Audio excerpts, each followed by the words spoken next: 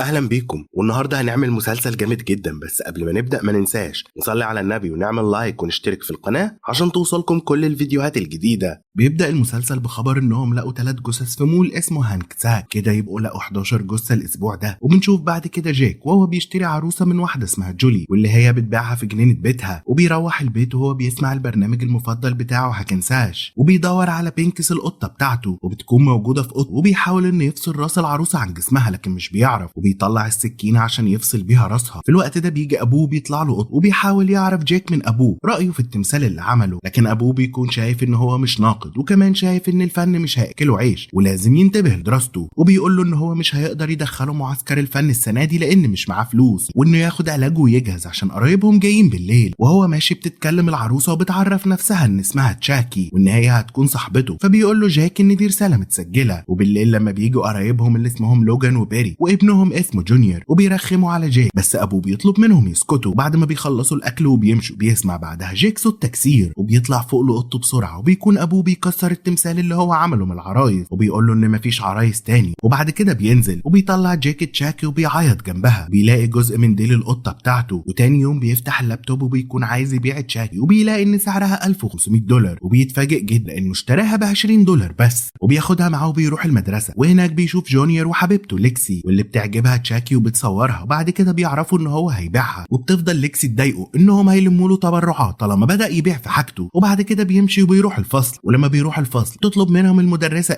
انهم يشرحوا الضفدع، بس اول ما بيحط المشرط وبيشوف الدم بيخاف وبيلف وشه، لكن لما بيبص بيكون الضفدع متقطع كله. وبيحاول يقول للمدرسه ان مش هو، لكن في الوقت ده بتيجي رساله للكل بتتريق فيها ليكسي عليه وان هي بتلم له تبرعات. وبتخلص الحصه وبيمشوا الطلبه، وبيدي العروسه للمدرسه وبيطلب منها انها تفضل معاها لحد ما يبيعها. بعدها المدرسه بتطلب من ليكسي ان هي تشيل الاعلان وان هي هتتحجز، بس بتهددها ليكسي، فبتقرر ان هي تسيب الفصل وتجيب المديره ليها. في الوقت ده بيروح ديفن لجيك في الكافتيريا وبيقول له ان هو عارف انه بيسمع البرنامج بتاعه وان هو عايزه يكون ضيف في البودكاست بتاعه، وهتكون حلقه عن التنمر اللي هو بيتعرض له، لان التنمر دي جريمه زي اللي بيعلن عنهم. بس لما بيتكلموا عن المتنمرين بيكون ديفن شايف ان جونيور كويس ومش متنمر، وبيتضايق جيك لانه عارف الحقيقه وبيرفض عرضه وبيمشي. تنزل تشاكي فجاه وبتقف عند الباب، ولما بتشوفها ليكسي بتخاف، وبتدخل اف وماكفي فبتعتذر ليكسي وبتقول لها ان هي هتشيل الصفحه، وبيقع تليفونها في الفصل، وبتجيله مكالمه من حد المفروض انه عايز يشتري تشاكي، لكن بيحذروا منها وانه يتاكد من البطاريه بتاعتها. وتاني يوم لما بينزل ابوه بيديله العروسه بيتفاجئ بيها، وبيشوف البطاريه وما بتكونش موجوده رغم ان هي شغاله، فبيرميها في صندوق الزباله. وبعد كده بيكون في عرض للمواهب وبيأدي ديفن كويس، وبعد كده بتشكره ليكسي لانها هي اللي بتقدم العرض. وبعد كده بتتنمر على جيك وهي على المسرح، وفجاه بيسمعوا صوت تشاكي وبتطلب من جيك ياخدها للمسرح، وبتبدا تتنمر على ليكسي وبتفضحها باللي موجود على تليفونها اللي هي لقيته، وبتعرف الكل ان هي بتخون جونيور مع اوليفر. وبعد كده بتنزله ماكفي من على المسرح، وكل ده وهم فاكرين ان هو جيك وبيهزر. بعدها لما بيروح بيعرف من ابوه انه توقف من المدرسه، وبيضربوا ابوه وبيخليه يطلع اوضته. وفجاه الكهرباء بتتقطع وبينزل لوك القبو عشان يشغلها، وبيكون في سلك عريان على الارض وبيرمي تشاكي ميه على الارض فبيتكهرب يموت. ولما بيجي البوليس بيسجلوا ان هو موت خطا، وبيجي عمه وبياخده انه يعيش معاه. وهناك في الاوضه بيتكلم مع تشاكي وبيقول له ان الدور على ليكسي، وبيقول جيك ان هو عارف ان روح تشارلز اللي بتقتل، لكن هو ما كانش عايز ابوه يموت لانه كان بيحب، بس ما بقاش عارف يتصرف من ساعه ما امه ماتت. بعد كده بنشوف ديفون بيحذر في البودكاست بتاعه من الهالوين السنه دي، وبيقول ان كل سنه الجرايم بتزيد في اليوم ده، وان السنه دي القمر هيكون كامل وده دليل للهلاك. وبيودي لوجان جيك وجونيور المدرسه، وفي الطريق بيقول لجونيور انه يجهز نفسه عشان بطوله الجري اللي هيدخلها ويحاول ياكل كويس. ولما بيدخل جيك بيعتذر اوليفر ليه على كل اللي عمله معاه، بيعزمه على حفله الهالوين في بيت، وبيقول له ان مش لازم يكون عنده لبس يجيب تشاكي بس معاه. وده طبعا بيضايق ليكسي، بس هي بتكون مرتاحه ان ماكفي منعته ان يجيب تشاكي مع المدرسه تاني، وكمان متضايقه ان اوليفر عزمه على الحفله. وبعد كده بيقابل جيك ديفون في الطرقه في المدرسه، وبيتكلموا سوا عن ابوه لما مات وعلاقته الوحشه بامه، وبيكون حابب يتعرف على جيك اكتر، وبيساله لو هيروح حفله اوليفر وان هو هيجيب تشاكي، لكن بيكون جيك مش عارف لسه. وبيساله ديفون عن مكان تشاكي دلوقتي، وبتكون هي في بيت عمه. ولما بتفتح الشغاله غساله الاطباق بتكون فيها السكاكين، وبتزقها تشاكي وبتوقعها عليهم وبتموت. ولما بيوصل جونيور وجيك البيت بيدخلوا المطبخ ياكلوا حاجه وبيشوفوها وبيبلغوا البوليس. وبعد كده بتوصل بيري وبيطمنها لوجان ان الاولاد كويسين وما تقلقش، وبتبدا تسال ايفنز وشون المحققين عن ابي، وبيكون شايف شون ان جيك ممكن يكون متورط لان دي تاني حادثه غريبه تحصل في مكان هو فيه، وكمان ان الاولاد بيكونوا بيداروا على بعض بس بيحاول لوجان وبيري ينفوا الفكرة دي خالص من عندهم. وبيطلع جيك الأوضة وبيتهم تشاكي إن هي اللي قتلت أبي، لكن هو بيقول له إنه ما قتلهاش وإن هو صاحبه للنهاية، ولو عايز يقتل كان قتل أي حد في البيت في الأسبوع اللي قعدوا فيه. وبيقول له إن أبي مش فارقة معاه وإنه حاطط عينه على هدف أكبر. وبيدخل بعدها أوضة جيك وهو في الحمام وبيفتح اللابتوب بتاعه وبيكون مفتوح على صفحة ليكسي، وبيدخل عليه جيك بيقول له جونيور إن يبعد عنها وما يقرب لهاش تاني. وبيسمعوا بعدها وبيخرج يلوم تشاكي. وفي بيت ليكسي بتكون أختها كارولين قاعدة وبترسم تشاكي. بينبهر أبوها وأمها وبيسألوها لو تحب تشوفه تاني. وفي الآخر بيصر أبوها وأمها إن ليكسي تاخد كارولين معاها الحفلة تشوف تشاكي وتحاول تقوي العلاقة بينهم. وبالليل بينزل جونيور وبيروح الحفلة، وبيقول جيك إن هو مش هيروح رغم إن ديفن بعت له وطلب منه يجي. وبينزل جيك من أوضته بسرعة وبيقول للوجان وبيري إن تشاكي مشي، وبيروح بسرعة بيت أوليفر يدور عليها. وبتروح تشاكي بيت لست وبتسألها عن مكان الحفلة، وبيكون لابس ماسك فبتفتكره إن هو طفل، وبتقول له على المكان وبيديها تفاحة هدية. وبعد كده بتبلغ البوليس بمواصفات تشاكي بعد ما أكلت التفاحة وكان فيها شفرة حادة فتحت بقها. وبتعرف إيفانز هي قصدها مين. وبتكون تشاكي مع كارولين بيلعبوا، وبيكون لبس ليكسي التنكري نفس الشكل اللي مات بيه أبو جيك، وده بيضايقه جدا، ومع ذلك برضه بينقذها من تشاكي. ولما بيروحوا بيقول له تشاكي إن هو لازم يقتلها لأن هي ضحكت الكل عليه. وبيسأل جيك تشاكي عن أول مرة قتل فيها، وهو بيقول له إن أول مرة ليه لازم تكون لشخص مميز بيضايقك فبتكرهه، أهم حاجة اختيارك لضحية. بتروح إيفانز للمدرسة إف وبتكون عايزة تكلمها عن جيك، بس هي بترفض إنها تتكلم عن حد من طلابها. وبيقف ديفن مع جيك في المدرسة وبيعتذر له على اللي حصل له في الحفلة، وبيسيبه وبيمشي لأنه متأخر. وهو ماشي بيقابل إف وبتقول له إن هي هتقابل أهله بأهل ليكسي عشان خاطر اللي حصل، وبيسيبها وبيمشي. وبتقول له قبلها إنه يقدر يلجأ لها في أي وقت يحس بحاجة. وبيروح وبيكون بيتبع تليفون ليكسي وماشي وراها عشان يقتلها، لكن بيطلع جونيور ابن عمه اللي معاه تليفونها وبيشوفه. ولما بيروح جونيور لليكسي بيقول لها إن هي لازم تعتذر لجيك عن اللي عملته في الحفلة، وبترفض ده فبيسيبها وبيمشي. تدخل بيتها وبتكون أختها عندها نوبة وبيحاولوا يهدوها بس ما بتكونش عايزة غير تشاكي. وبتروح ليكسي لجيك وبتعتذر له وبيخاف يموتها، وبتطلب منه تشاكي لكن هو بيرفض فبتتضايق وتمشي. وبيطلع لتشاكي وبيقول له اللي حصل وإن هو ما كانش ينفع يقتلها ويتشكي فيه، فبيقرر تشاكي إن هو اللي ينفذ عشان خاطره ويدوها اللي هي عايزاه. وفي بيت ديفن بيكون مسجل الكلام اللي حصل بينه وبين جيك في المدرسة وبيسمعه من جديد. وبتدخل أمه عليه وبتأمره إنه يبعد جيك، بس هو بيكون عايز يثبت إن جيك ملوش أي ذنب في حاجة. وبيروح جيك وبيدي تشاكي ليكسي وكارولين وبيكون معاهم ومبيكونش في حد في البيت، وهي عازمة أصحابها كمان عندها. وتشاكي رايحة تقتلها بس لما ظهر أصحابها سكتت. وبعد كده بتنادي ليكسي كارولين تاخدها وبيبدأوا يرقصوا ويشربوا. وبتطلع ليكسي تنايم كارولين، بس بعدها بشوية بتنزل كارولين لليكسي وبتقول لها إن هي مش لاقية تشاكي، وبتقول لها إن قال لها إن هو نازل يقتل أختها. وبتطلعها ليكسي أوضتها وبتروح تدور على تشاكي ومش بتلاقيه، وبترجع لأختها لكن بتكون نامت. في الوقت ده بيكون الأهل كلهم مع بعض في المدرسة وبيعرفوا اللي عملته ليكسي، لكن أهلها بيكونوا شايفين إنها ما عملتش حاجة. تغلط تشاكي وبدل ما بتقتل ليكسي بتقتل أوليفر. وبتدخل بعدها الأوضة ليكسي وبتكون بتدخن وبتحاول تخنقها فالسيجارة بتقع منها وبتولع بعد كده الأوضة كلها. وبتقدر تهرب ليكسي منها قبل ما تموت. وبيجي الإسعاف والمطافي وبيطفوا الحريقة. بيروح جيك المستشفى يطمن على الباقي، وبتعرف ليكسي منه إن تشاكي كان هيقتلها فعلا وإن هو اللي بعتها وإن هي كمان اللي قتلت أبوه يوم العرض. وبيعرف منها إن أوليفر مات في الحريقة. وبتروح إيفنز تطمن على ديفن وبتعرف منه إن تشاكي كانت هناك وإن جيك اداها لهم، وبيأكد له إن جيك كمان ما حضرش. وبتقول له إن أوليفر ما ماتش في الحريقة، هو اتقتل. وبيلوم أبو وأم ليكسي عليها عشان اللي حصل في بيتهم وأختها اللي في العناية المركزة. وبتحاول إنها تتهم جيك إن هو السبب مع إنه ما كانش موجود أصلا. وبيروح بعد كده ديفن لجيك وبيقول له عن طريقة موت أوليفر وإنه يخلي باله إن أمه شاكة فيه بسبب العروسة. بعد كده بيتخانق أهل جونيور مع أهل ليكسي وبيرموا تهمة التربية الغلط على بعض. وبتدخل إيفنز وبتقول لهم سبب موت أوليفر الحقيقي وإنها هتستجوب الأطفال كلهم ولازم يجهزوهم لده. وبتروح ليكسي لجيك وبتقول له إنها لو قالت لحد إن في عروسة عايزة تقتلها محدش هيصدق، فمضطرة تساعده يخلصوا منها. وبيكون في الوقت ده أهل جونيور بيتكلموا معاه وبيقول له أبوه إن هو بكرة هيكون كويس وهيقدر يجري ويشترك مسابقة. وديفن عايز يعرف أكتر عن تشارلز اللي ساكن العروسة، وبيعرف إن هو اتحط في دار أيتام بعد ما أهله اتقتلوا، بس اللي محدش يعرفه إن أبوه اتقتل، بس هو اللي قتل أمه بعد كده. وهو في الدار بيضايقوا عامل النظافة فبيقتله، وبتتغير حياته بعدها. وبيدخل جيك وليكسي البيت وهم في الدور التاني وبيتكلموا. بتزحلق ليكسي وبتكون هتقع بس بيمسك ايدها جيك عشان ما تقعش. وبيظهر تشاكي وبيكون نص وشه محروق وبيقول له ان هو هيسيبها تقع وهو في ايده السكينة عشان تموت، بس بيرفض جيك ان يسيبها تموت وبيقرر ينقذها. وبيدخل الضابط شون بعد ما سمع صوتهم وبيقول لهم ان مش مسموح لحد ان يدخل دلوقتي، وبياخد العروسة انهم محتاجينها لكارولين ونفسيتها، وبياخدهم مع المستشفى وبيدخل بالعروسة العروسة وبتطلب ايفنز انها تتكلم مع جيك على انفراد، وبتدخل ليكسي تجيبها هي. ولما بتوصل الأوضة ما بيكونش شون لسه ودى العروسة، وبتقابل ديفن وبيقول لها ان هو اكتشف حاجات غريبة عن العروسة بتاعه جيك وعايز يقول له، وبتقول ان هي عايزة تعرف كل حاجة دلوقتي، وبياخدها اوضته عشان يقول لها. وبيدخل الضابط بالعروسة الأوضة وبياكل من الحلويات، ولما اداها ظهره بتخبطه بمشرط وبيقع على الأرض، تفضل تضربه بحقن لحد ما مات. وبيقول ديفن لليكسي عن أسطورة تشارلز القاتل المتسلسل اللي لما اتقتل كان في محل لعب، ونقل روحه العروسة لسه بتقتل الناس لحد دلوقتي. وبتأكد له ليكسي ان دي حقيقة فعلا. في الوقت ده بتكون ايفنز بتحقق مع جيك وبتقول له ان كل الشكوك حواليه هو وعروسته، وفجأة بيسمعوا صريخ، وبتكون تشاكي فصلت جهاز التنفس بتاع كارولين، وبيروحوا يلحقوها وبيلاقوا شون ميت. وبتفوق كارولين وبتسأل عن العروسة وبتخاف لما بتشوفها، وبياخدها ابوها وبيرميها بعد كده في زبالة المستشفى. ولما بيعرف ليكسي وجيك وديفن بيروحوا يدوروا عليه بس مش بيلاقوه. وتاني يوم في المدرسة بتحاول اف ان هي تهدي طلاب وتعرفهم ان اي حد منهم عايز يتكلم يروح لها، وبتيجي ايفنز وبتخرج اف تكلمها. في الوقت ده بيتناقش جيك وليكسي وديفن في انهم ممكن يلاقوا تشاكي فين عشان عايزين يلاقوها قبل ما تقتل حد جديد. وبيسالوا ديفن بما انه بيقرا عن الجرايم كتير، وبيبص عليهم جونيور، بس بيتفقوا انهم مش هيعرفوه اي حاجه ولا هيعرفوا اي حد. وبترجع ليكسي واهلها البيت، وبتقرر امها انهم هيصلحوا البيت من فلوس الضرايب بما ان امها العمده. وبتقرر ليكسي انها تخرج بس مامتها بتحبسها لان هي السبب في اللي هم فيه. وبياخد الاب كارولين فوق وبيكون جايب لها عروسه جديده شبه تشاكي، وبتفرح البنت قوي بس بتحاول ليكسي انها تدمرها. وبعد كده بتصورها وبتخرج جري من الاوضه. وفي بيت لوجان بيكونوا بيتعشوا، وبيقول لجونيور انه هيدخل المسابقه الدوليه وانه لازم يجهز، وانه كمان جاب له مدرب مخصوص. وبتكون ليكسي بتبعت رساله لجيك، فبيتخانق هو وجونيور عشان بعتت له وهي مش بترد عليه. وبيفك لوجان الخناقه بينهم وبيقوموا الاثنين من على الاكل. وبتروح تشاكي بيت ليكسي وبتشوف العروسه الجديده وبتدخل البيت. ولما بيطلع الاب يطمن على كارولين بيلاقيها على الارض، فبياخدها يرميها في الزباله تاني. وبتبعت ليكسي رساله بعدها لديفن وجيك انهم يروحوا لها في اقرب وقت، وبيروحوا وبيطلعوها من الزباله وبيكسروها، وبيكونوا فاكرين انهم خلصوا منها وهيرجعوا كده لحياتهم الطبيعيه. بعد كده بتروح بيري للدكتوره بتاعتها وبتتكلم معاها، وبتقول لها ان هي خلاص قررت تقول السر اللي مخبيها لجوزها وابنها، وتعرفهم ان هي مريض سرطان عشان يكونوا معاها سواء اتعالجت او لا. بعد كده بنشوف واحده بتحاول تقتل واحد مربوط، وفجاه بتقع على الارض وبتفوق لحظه وبتقول له انها مش عايزه تقتله، وان تشاكي قتل عيلتها كلها، وانها اسمها نيكا، وان هو بعدها قسم الروح وفي جزء منها دخل ليها. لكن بعد كده بترجع روح تشاكي وبتقتله عشان ما يتكلمش. وبيكون بعد كده العمده عامله اجتماع لاهل البلد، وهناك بيكون قاعد ديفن وجيك وليكسي، وبيروح لهم جونيور وما بيكونش فاهم ايه سر علاقتهم. وبتقول له ليكسي الحقيقه عن العروسه وجرايم القتل وانهم دمروه، بس بيفتكر انها بتكذب عليه وبيسيبها وبيمشي. بعد كده بتقول العمده كلام مش منطقي وده بيخلي الناس تهنها. تبدا تتكلم ايفنز وبتقول انهم شغالين في تحقيق. بعد كده بتنادي على المديره ماجد عشان تقول كلمتها، بس فجاه بتظهر قاعده على الكرسي وراسها مقطوعه. وبتكون تشاكي نقلت روحها للعروسه الجديده، وبنشوف تشاكي كانت بتبدل روحها مع كل المشاهير اللي بتحبهم. بعد كده بيروح اتنين لبيت عيله موريسون وبيقولوا لهم انهم من مكتب التعداد ومحتاجين يعرفوا عدد الناس اللي ساكنه هنا. وبيدخلهم صاحب البيت وبيقولوا لهم لو في عرايس في البيت، ولما بيستغربوا السؤال بيقولوا لهم انهم بيشجعوا الاطفال ويعرفوا التعداد بكده. فبتجيب العرايس وتشاكي، بس لما بتشوفهم تشاكي بتكون هتقتل البنت بسبب اندي، بس هم بيطلعوا مسدساتهم وبيقتلوه اسرع وبيمشوا. بعد كده وهم في الطريق بيتكلموا، وبتعرف منه البنت ان ساب راس عروسه من عرايس تشاكي عشان يعرف عدوه اكتر. تعرف منه كمان ان لما قسم روحه ساب حته ما دخلتش في عروسه، وان هي ممكن ما تتوقعش هو مؤذي ازاي حتى من غير ما يقتل. بعدها في المدرسه بيجي البوليس وايفنز وبيقبضوا على اف، وبيتهموها بقتل ماكفي واوليفر وانها السبب في كل الجرائم دي. وبيحاول ديفن يفهم امه ان مش ده اللي حصل، بس هي مش بتسمع. ولما بتحاول ليكسي انها تقول لها هي كمان، بيفتكروا ان محدش هيصدقهم. وبيقول لهم ديفن ان الحل انهم يروحوا لاندي اللي كان بيقتل عرايس تشاكي في الثمانينات، وان هو الوحيد اللي ممكن يصدقهم ويساعدهم. وبيوافقوا كلهم على الفكره دي، وبيقرروا انهم يتقابلوا بعد المدرسه في بيت ليكسي. بعدها بنشوف بيري بعد ما قالت للوكان عن مرضها بتقول لجونيور بعد كده وبيسمعهم جيك. هنا بنشوف تي وهي قاعده بتلعب بوكر مع تشاكي، بس بتقدر تعرف بذكاء ان دي نيكا مش تشاكي وان الروح اتبدلت. تفضل تلهيها شويه وبتضربه، بعد كده بتصع على راسها. وبيكون جيك وديفن وليكسي بيدوروا على اندي على السوشيال ميديا، وبيعرفوا ان هو هرب من مستشفى نفسي من اسبوعين. ولما بيعرفوا العنوان بتاعها بيفهم جيك ان المكالمه اللي جات له حذرته من العروسه كانت من اندي. بيروح في الوقت ده جونيور لليكسي وبيحكي لها عن مرض امه، وبيعرف ان ديفن وجيك عندها، وبيتضايق وبيقطع علاقته بيها. وبيجيبوا رقم اندي وبيكلموه وبيحكوا له كل حاجه، وبيقول لجيك انه ما يقولش لحد وان هو مش محتاج يدور على تشاكي، هي اللي هتلاقيه. وبيقول له هل بس هو متاكد انها مش مع اتنين ستات الستات، بس جيك مش بيكون عارف، فبيقول له ايه اضعف مكان ممكن يقدر يموتك فيه. بيكون عارف ان هو بيت جونيور، فبياخد منه اندي العنوان وبيقول له ان هو هيجيله. وبتروح تيف للبيت اللي اشترته وبتقول للسمساره ان هي هتعيش فيه هي وخطيبها، وكمان بتقول لها ان ده بيت اهل خطيبها اللي اتقتلوا فيه. ولما بتمشي السمساره بتخرج نيكا من شنطه العربيه، تربطها في كرسي البيت وبتسيبها وتمشي. وبتدخل ايفنز في الوقت ده المكتب لاف، وبتقول لها انهم لقوا بصماتها في مكتب